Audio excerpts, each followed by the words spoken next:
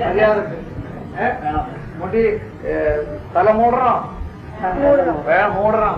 വിനയം വേണം. പിന്നെ വിശ്വാസത്തിലും വിശ്വാസം വേണം. വിശ്വാസം വേണം. പിന്നെ സ്നേഹത്തിലും സ്നേഹം വേണം. ഭർത്താവിനോടും മക്കളോടും എല്ലാവരോടും, ഭർത്താവിന്റെ ആൾക്കാരോടും എല്ലാവരോടും. വിശുദ്ധിയിലും വിശുദ്ധിയില് ഉറച്ചു നിൽക്കുന്നെങ്കിൽ മാതൃത്വത്തിലൂടെ അവൾ രക്ഷിക്കപ്പെടും. മാതൃത്വത്തിലൂടെ അവൾ രക്ഷിക്കപ്പെടും. ഈ ഒരൊറ്റ വചനം കൊടുത്താൽ മതി. രണ്ടുപേരും വരണം, ഒരാൾക്കല്ല. ഭാര്യ ഭർത്താവും 2 ആണോ 3 ആണോ 4 ആണോ? ഒന്നാണ്. എവിടെ ഉൽപ്പത്തി 2:24. ഉൽപ്പത്തി 2:24. അത് ഈശോ പറഞ്ഞേക്കണം. മത്തായി 19:6. ഭാര്യ ഭർത്താവും 2 2 പൊരുളായിരിക്കും. കണ്ടോ? സെപ്പറേഷൻ ഒന്നാണ്, പക്ഷെ ഒന്നാണ്. അപ്പൊ കർത്താവിന്റെ കൃപയാണ്. എല്ലാ കർത്താവിന്റെ കൃപയിലാണ് വരുന്നത്. അതുകൊണ്ടാണ് ഞാൻ പറഞ്ഞത് പ്രഭാഷണം വായിക്കാൻ. കേട്ടോ? അപ്പന് 3-ാം അധ്യായത്തിൽ 1 തൊട്ട് 14 വരെയുള്ള വായന വായിക്കുമ്പോൾ നമുക്ക് എന്താണ്? കുഞ്ഞുങ്ങളെ നിങ്ങളുടെ പിതാവായ എന്റെ വാക്ക് കേൾക്കുവിൻ, സുരക്ഷിതരായിരിക്കാൻ അതനുസരിച്ച് പ്രവർത്തിക്കുവിൻ. മക്കൾ പിതാവിനെ ബഹുമാനിക്കണമെന്ന് കർത്താവ് ആഗ്രഹിക്കുന്നു. അപ്പൊ ദൈവത്തിന്റെ ആഗ്രഹം എന്താണ്? പിതാവിനെ ബഹുമാനിക്കുക. കണ്ടോ? അതുകൊണ്ടാണ് മത്തായി 15 ആ 1 തൊട്ട് 10 വരെയുള്ള വായനത്തിൽ പറഞ്ഞിരിക്കുന്നത്. ചിലർ പറയും ഞാൻ അപ്പന് പണം അയച്ചു കൊടുക്കണുണ്ട്, അത് മതി എന്ന് പറഞ്ഞാൽ ഒന്നും കാര്യമൊക്കെ അല്ല. അമ്മയ്ക്ക് ഇത് താലിമാൻ അല്ലെങ്കിൽ എന്താണ് നാടൻ മേടിച്ചു കൊടുക്കണുണ്ടല്ലോ, അല്ലെങ്കിൽ സാരി മേടിച്ചു കൊടുക്കണം. അതൊന്നും ഒരു പറ്റിയല്ല. സ്നേഹം തന്നെ കൊടുക്കണം അപ്പനെ അമ്മയെ. ദൈവം ആണ് അത് കൂട്ടിച്ച് തരുന്നത്. ഇനി വായിക്കില്ല. അവിടുന്ന് പുത്രന്മാരുടെ മേൽ അമ്മയ്ക്കുള്ള അവകാശം ഉറപ്പിച്ചിരിക്കുന്നു. അതുകൊണ്ടാണ് അമ്മക്ക് വലിയൊരു അവകാശമുണ്ട്. മക്കളുടെ, ആ മക്കളുടെ, പെൺമക്കളുടെ അമ്മയുടെ അവകാശം ഉറപ്പിച്ചിരിക്കുന്നു. പുത്രന്മാരുടെ മേല്. അപ്പൊ അമ്മ വിളിച്ച് അമ്മ പറഞ്ഞാൽ കേൾക്കണം. കല്യാണം കഴിച്ചു പറഞ്ഞ് പോരാ, ഭാര്യയും ഭർത്താവുന്നാണ്, നീ അതിന് വിട്ട് ഒന്നാണെന്നൊക്കെ പറഞ്ഞാലും അമ്മ അധികാരമുണ്ട്. അതാണ്. പിന്നെ പിതാവിനെ ബഹുമാനിക്കുന്നവൻ തന്റെ പാപങ്ങൾക്ക് പ്രായശ്ചിത്തം ചെയ്യുന്നു. അപ്പൊ പിതാവിനെ ബഹുമാനിച്ചാലേ പ്രായശ്ചിത്തം അതാണ്. സംസാരിക്കാൻ പറയണേ 5 അറിയില്ല എല്ലാ പാവങ്ങളും. ഇത് പറഞ്ഞു കൊടുത്താലുണ്ടല്ലോ ഒന്നുകൂടി വായിക്കുന്നത്. പിതാവിനെ ബഹുമാനിക്കുന്നവൻ തന്റെ പാപങ്ങൾക്ക് പ്രായശ്ചിത്തം ചെയ്യുന്നു. നീ അപ്പൊ പറഞ്ഞാൽ മതി, നിന്റെ അപ്പനെ ബഹുമാനിക്കുക, അമ്മയെ ശരിക്കും ബഹുമാനിക്കാൻ പറഞ്ഞാൽ അതാണ് ഏറ്റവും വലിയ പ്രായശ്ചിത്തം. കാരണം അതോടെ സ്നേഹം വന്നുപോയി, അവനെല്ലാ അനുഗ്രഹവും കൊടുക്കും. വലിയൊരു രഹസ്യമാണ്. ശരിക്കും പറയണമെങ്കിൽ ഇതൊരു പുറാശ എന്ന് തന്നെ പറയാം. കണ്ടോ? അമ്മയെ മഹത്വപ്പെടുത്തുന്നവൻ നിക്ഷേപം കൂട്ടിവെക്കുന്നു. അമ്മയെ മഹത്വപ്പെടുത്തിക്കൊണ്ടിരുന്നല്ലേ? കണ്ടോ? നിക്ഷേപം കൂട്ടിവെക്കുന്നു. ഇപ്പൊ ഞാനൊരു എക്സാമ്പിൾ നിങ്ങളോട് ഒരിക്കൽ പറഞ്ഞു, അവിടെ പറഞ്ഞില്ല അല്ലെ? ഒരു സ്ഥലത്ത് ചെന്നപ്പോ ഒരു കൗൺസിൽ ചെയ്യാനായിട്ട് ഒരു തിയോളജിയൻ വന്നു, പ്രൊഫസർ. അപ്പൊ കൗൺസിൽ ചെയ്യാൻ എന്നിട്ട് വീഡിയോ കോൾ കൊടുത്തിട്ട് അറിയാം അറിയാം അറിയാം പിന്നെ അറിയാം ഒരു വാളുണ്ട്, അതൊന്നും വെച്ച് കൊടുക്കാന്ന് വിചാരിച്ച് 1 10 സ്റ്റാൻഡിൽ 1 തൊട്ട് 3 വരെ ഇട്ട് കൊടുത്തു. ആർക്കിട്ടും കൊടുക്കാം. എന്താണ്?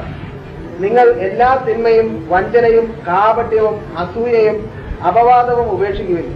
രക്ഷയിലേക്ക് വളർന്നു വരേണ്ടതിന് നിങ്ങൾ പരിശുദ്ധവും ആത്മീയവുമായ പാലിനു വേണ്ടി ഇളം പൈതങ്ങളെ പോലെ ദാഹിക്കുവിൻ. ഇത് പറഞ്ഞിട്ടും അറിയാന്ന് പറഞ്ഞ പിന്നെ തീർന്നു. അപ്പോഴാണ് നമ്മൾ 1 കൊറിന്തോസ് 14:24 വരണം. ഹൃദയവിഷം പറയണം. കണ്ടോ? വിളിക്കാൻ അതൊരായുധമാണ്. വചനം വാളല്ലേ? അത് വായിക്കരുത്. ഹൃദയലേഖം പറയുമ്പോഴാണ് അടിയറക്കണത്. അവരൊറ്റ ചോദ്യം ചോദിച്ചു, 25 കൊല്ലത്തിന് മുമ്പ് അപ്പനും അമ്മയും കൂടി നല്ല ഇടിയായിരുന്നാന്ന് ചോദിച്ച, അമ്മക്കിട്ട് നല്ലോണം ഇടിക്കുമായിരുന്നാന്ന് ചോദിച്ചപ്പൻ. അപ്പൊ ഇഷ്ടം പോലെ ഇടിക്കുമായിരുന്നു. ആ വൈരാഗ്യം തീർക്കാനാണ് ഞാൻ ആ സമയത്ത് 16 വയസ്സിൽ പോയി സെമിനാരിലോട്ട് പോയി കളഞ്ഞു. പിന്നെ അവിടെ പഠിച്ച് ബുദ്ധിയുള്ളതുകൊണ്ട് പഠിച്ച് പ്രൊഫസറായി. അപ്പൊ കൗൺസിൽ ചെയ്യാൻ വന്നപ്പോഴും ഗൗരവം, അപ്പൊ സ്നേഹമുണ്ട്. മുഖം എങ്ങനെ ഇരിക്കും? കറുത്തിരിക്കും. ഉൽപ്പത്തി 4:5 കായന്റെ മുഖം പോലെ കറുത്തിരിക്കും. ഞാൻ ചോദിച്ചു, അപ്പോഴൊക്കെ ചോദിച്ചപ്പോഴാണ് ഇളകിയത്. അപ്പോഴാണ് ഓരോന്ന് പറയാൻ തുടങ്ങിയത്. അപ്പന്റെ പടം എല്ലാം ഞാൻ എടുത്ത് കളഞ്ഞെന്ന് പറഞ്ഞു വീട്ടിൽ. അപ്പോഴുള്ള വൈരാഗ്യം. പക്ഷെ സ്നേഹം കിട്ടത്തില്ല. അത് കഴിഞ്ഞപ്പോ എല്ലാം തുറന്നു പറഞ്ഞു. അപ്പോഴാണ് കരയാൻ തുടങ്ങിയത്. സ്നേഹം കിട്ടിയിട്ടില്ല. അപ്പൻ എല്ലാ ദിവസവും നല്ലോണം അടിച്ചു വന്നിട്ട് കൂട്ടുകാരും കൂടി കുട്ടിയും പാർട്ടിയുമായിട്ട് സ്നേഹം കിട്ടാത്ത അവസ്ഥ വരും. ആ വരുന്ന അവസ്ഥയിലെ വൈരാഗ്യം തീർക്കുകയാണ്. അതുകൊണ്ടാണ് പലരും ആത്മഹത്യ ചെയ്യാനായിട്ടൊക്കെ പോകുന്നത്. ഇപ്പൊ കഴിഞ്ഞ ആഴ്ച ഞാൻ പറഞ്ഞില്ലേ, മെഡ്രാസിന്റെ പെണ്ണ് മകന്റെ എട്ടും കൊണ്ടുവന്നിരിക്കണം. പറഞ്ഞല്ലേ, ചവപ്പെട്ടി വരച്ചു വെച്ചിട്ട് RIP വെച്ചിട്ട് ന്യൂയോർക്കാണ് പ്രാർത്ഥിക്കാനായിട്ട്. ഇതുപോലെ അനേകം വരും. സ്നേഹം കിട്ടാത്തപ്പോ സാത്താൻ പറ എന്ത് പറയും? യാക്കോബ് 4:5 ദൈവം അപേക്ഷിക്കുന്നത് നമ്മുടെ ആത്മാവാണ്. ദൈവം മറ്റവനും വിശ്വാസം അപേക്ഷിച്ചുകൊണ്ടിരിക്കുന്ന ആത്മാവിനെ. അപ്പൊ അതുകൊണ്ടാണ്. അപ്പോ ആ അച്ഛനോട് പറഞ്ഞു, ഈ പ്രാവശ്യം ക്രിസ്മസിന് വരുമ്പോ പോയി അമ്മയുടെ കൂടെ നിൽക്കാൻ പറഞ്ഞു. അമ്മ വളരെ വയസ്സാണ്. കൂടെ നിന്ന് അടുക്കളയിലൊന്ന് സഹായിച്ചു കൊടുത്ത് അമ്മയ്ക്ക് സ്നേഹം കൊടുക്കാൻ പറഞ്ഞു. ആ സ്നേഹം കൊടുക്കുമ്പോ അമ്മയുടെ ഹൃദയം സ്നേഹം 1 പത്രോസ് 4:8 അനേകം പാപങ്ങളെ മറക്കും. സ്നേഹം, ഭയം എല്ലാം വിട്ടുപോകും. 1 യോഹന്നാൻ 4:18 1 കൊരിന്ത്യർ 13 4 തൊട്ട് 8 വരെയുള്ള വചനത്തില് അതൊന്ന് വായിച്ചിട്ടേ. 1 കൊരിന്ത്യർ 13 ഏറ്റവും വലിയ ലിറ്ററേച്ചറാണ്. അല്ല ഷേക്സ്പിയർ ഒന്നും അല്ല. എല്ലാവരും ഷേക്സ്പിയർ പാട്ടൊക്കെ പാടിയാണ്. കുമാരനാശാന്റെ സ്നേഹമല്ല, ഇതാണ് വലുത്. സ്നേഹം ദീർഘക്ഷമയും ദയയുമുള്ളതാണ്. അതെ. സ്നേഹം അസൂയപ്പെടുന്നില്ല, ആത്മപ്രശംസ ചെയ്യുന്നില്ല, അഹങ്കരിക്കുന്നില്ല, സ്നേഹം അനുചിതമായി പെരുമാറുന്നില്ല, സ്വാർത്ഥം അന്വേഷിക്കുന്നില്ല, കോപിക്കുന്നില്ല, വിദ്വേഷം പുലർത്തുന്നില്ല, അത് അനീതിയിൽ സന്തോഷിക്കുന്നില്ല, സത്യത്തിൽ ആഹ്ലാദം കൊള്ളുന്നു. സ്നേഹം സകലതും സഹിക്കുന്നു, സകലതും വിശ്വസിക്കുന്നു, സകലതും പ്രത്യാശിക്കുന്നു, സകലത്തെയും അതിജീവിക്കുന്നു. സ്നേഹം ഒരിക്കലും അവസാനിക്കുന്നില്ല. പ്രവചനങ്ങൾ കടന്നുപോകും, ഭാഷകൾ ഇല്ലാതാകും, വിജ്ഞാനം തിരോഭവിക്കും. അവ ഈ സ്നേഹം വരുമ്പോ എല്ലാം അവിടെ വിട്ടുപോകും. അതാണ് സ്നേഹത്തിന്റെ കാര്യം. അപ്പൊ ഇതെല്ലാം പറഞ്ഞു കഴിഞ്ഞപ്പോ ആദ്യം കരഞ്ഞു, അത് കഴിഞ്ഞ പിന്നെ ചിരിച്ചു. ചിരിച്ചാൽ എന്താണ്? ഹൃദയം സ്വാതന്ത്ര്യമാവുകയാണ്. യോഹന്നാൻ 8 31 തൊട്ട് 36 വനത്തില് യഥാർത്ഥ ശിഷ്യൻ ആരാണ്? എന്റെ വചനം നിലനിൽക്കുന്നവൻ. എല്ലാവരും ശിഷ്യരല്ല. നമ്മൾ വിചാരിക്കണം എല്ലാവരും ശിഷ്യരാണെന്നല്ലേ. ഇപ്പൊ നിങ്ങൾക്ക് തന്നിൽ വിശ്വസിച്ച യഹൂദരോട് യേശു പറഞ്ഞു, എന്റെ വചനത്തിൽ നിലനിൽക്കുമെങ്കിൽ നിങ്ങൾ യഥാർത്ഥത്തിൽ എന്റെ ശിഷ്യരാണ്. അല്ലെങ്കിൽ യഥാർത്ഥത്തിൽ ശിഷ്യരല്ല. വചനത്തിൽ നിലനിൽക്കുന്നില്ല. കണ്ടോ? വചനത്തിൽ നിലനിൽക്കുന്നവനാണ്. അവനാണ് ഈ ഇസ്രായേൽ എന്ന് പറയുന്നത്, യാക്കോബ് എന്ന് പറയുന്നത്. അവന് ക്ഷുദ്രം ഏൽക്കുകയില്ല, സായിബാബനെ ഏൽക്കുകയില്ല, ഒന്നും ഏൽക്കുകയില്ല. അവൻ സായിബാബനെ യേശുവിന്റെ നാമം പറഞ്ഞാൽ അവനും തലമുറ്റ താഴെ വരും. മനസ്സിലായില്ലേ? എന്തുകൊണ്ടാണ്? നമ്മുടെ വിശ്വാസം നമുക്ക് പോലെ ഒക്കെ സംശയമല്ലേ എല്ലാം. കണ്ടോ? ദൈവത്തിന് അസാധ്യമായിട്ട് ഒന്നുമില്ല. നമ്മൾ പ്രാർത്ഥിച്ച് നടക്കാത്ത ഒന്നുമില്ല. അതാണ് ലൂക്കാ 1:37 പറയുന്നത്. ദൈവത്തിന് എല്ലാം സാധ്യമാണ്. ഇപ്പൊ അമ്മയായ മറിയത്തിൽ എങ്ങനെ ഗർഭം വന്നെന്ന് ചിന്തിച്ചിരുന്നാലും ഒരു മാസം മുഴുവൻ ചിന്തിച്ചാലും പിടുത്തം കിട്ടുക. പിന്നെ വേണ്ടാത്ത കാര്യത്തിന് പോകും. എങ്ങനെയാണത് കണ്ടുപിടിക്കാൻ? ലൗകികനാണത്. എന്താ മനസ്സിലായില്ല? അതുകൊണ്ടാണ് അവന്റെ മാർഗം 1 കൊരിന്ത്യർ 1:18 അവൻ നാശത്തിലോട്ട് ആലോചിച്ച് പോയി പാപം ചെയ്യും. ഈ കൂടുതൽ സ്വപ്നം കാണുന്നവരെ വേഗം പാപം ചെയ്യും. 8-ാം വാക്യം കണ്ടോ? അതാണ് സ്വപ്നം. ചില പാമ്പിനെ കാണുന്ന പറയുന്നത്. എന്നാ വേഗം പാവം ചെയ്യും. പാമ്പിനെയൊക്കെ കണ്ടു. കാര്യം പാമ്പ് വരുന്ന എന്താ? ഈ പാമ്പിന് ആരോടാ ഇഷ്ടം? പെണ്ണുങ്ങളോട്. ഉൽപ്പത്തി 3 1 തൊട്ട് 13 വനത്തില് സർപ്പം ഭൂമിയിലെ ഏറ്റവും കൗശലമുള്ളതാണോ? അവൻ വന്ന് ആരോടാ വർത്താനം പറയാൻ വന്നു? ഈ മോശം ചീത്ത ഉദ്ദേശമുള്ളവർ ആരുടെ ആദ്യം ഇത്രയും പേരിപ്പുണ്ടാവും. അവൻ വന്നാൽ ആദ്യം അങ്ങോട്ടായിരിക്കും പറഞ്ഞത്. ഇങ്ങോട്ട് അറിയണം. അത് വായിക്കാം. വചനം ഒന്ന് വായിച്ചു.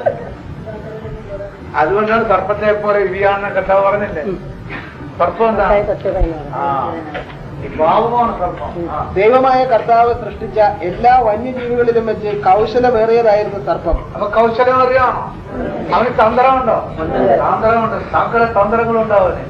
അതുകൊണ്ട് അവൻ ഇല്ലെന്ന് പറഞ്ഞാൽ അവന് സന്തോഷമാണ് അല്ലേ?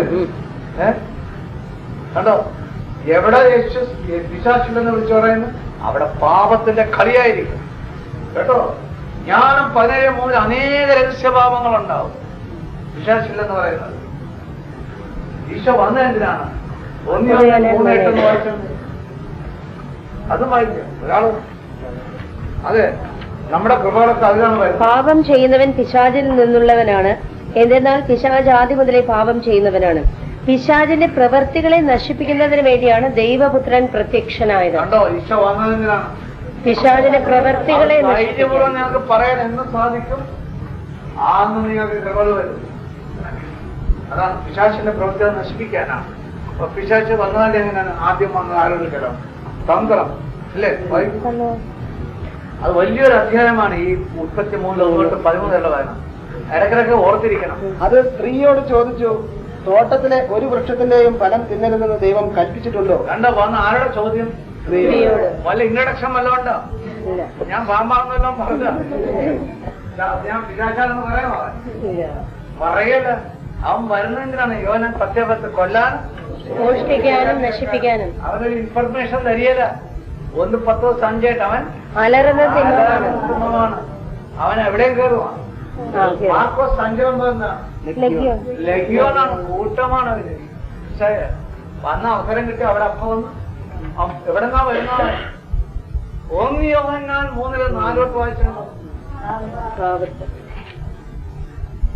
പാപം ചെയ്യുന്നവൻ നിയമം ലംഘിക്കുന്നു, പാപം നിയമലംഘനമാണ്. പാപങ്ങൾ ഏറ്റെടുക്കാൻ വേണ്ടിയാണ് അവൻ പ്രത്യക്ഷനായത് എന്ന് നിങ്ങൾ അറിയുന്നു. അവനിൽ പാപമില്ല. പാപമില്ല. പാപം എവിടെയുണ്ട്? അവിടെ മദ്യപാനം, വ്യഭിചാരം, മോഷണം, കൊലപാതകം, പിന്നെ എന്തൊക്കെ ഉണ്ട് പാപങ്ങൾ.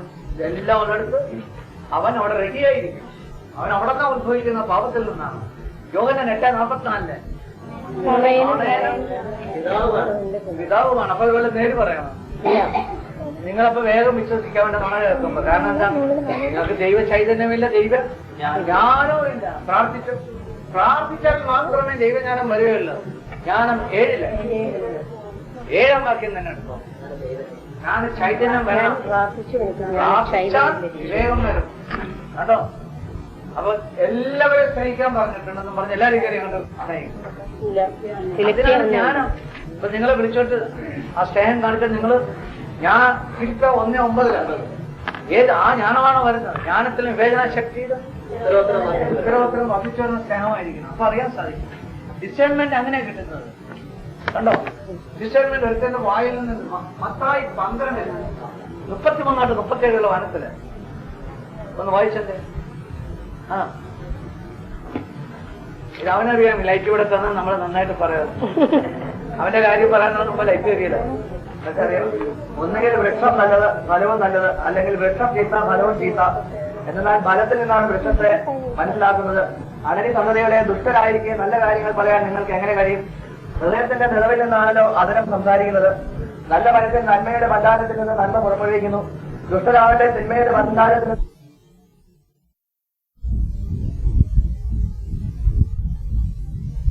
പൂർണ്ണമായി അർപ്പിക്കണം.